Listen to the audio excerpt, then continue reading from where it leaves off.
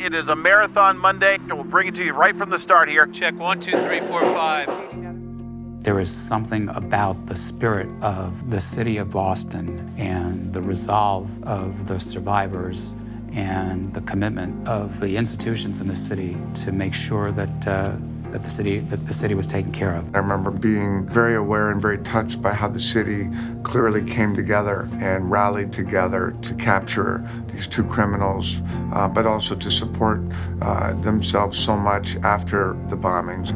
We came to Boston to tell a story which honors those who were affected, and we were humbled and very thankful for the way they opened up to us and became partners in ensuring the story was told in a very authentic way.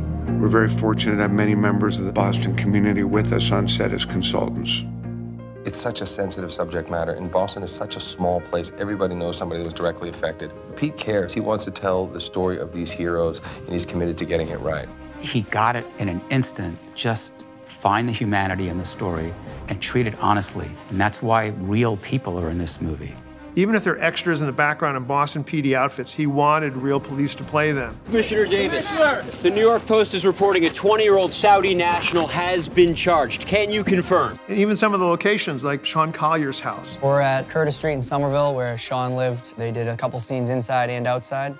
They had pink walls. I went, we should paint these, don't you think? And he goes, no, I want it exactly the way it was. The other big one was, we called it the Henneberry House. I had the opportunity to come and see the set of my house, and it's perfect.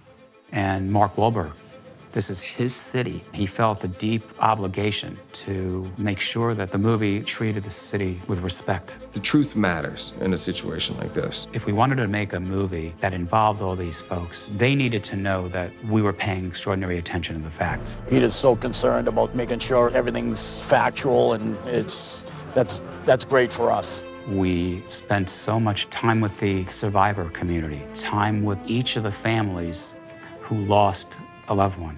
There were a lot of heroes that day. There were a lot of heroes in the days immediately after, in uniform and out. Pete portrays that very well. 7716 control, I'll take it on my way home. Jeff has been very, very helpful. He's available to be a real consultant on the movie. They didn't fictionalize a lot of it. I don't want to see a lot of stuff in the movie that didn't happen. I think that kind of stuff belittles the real heroes of the bombing, which are the victims. A sweet old man came in and gave that to me today.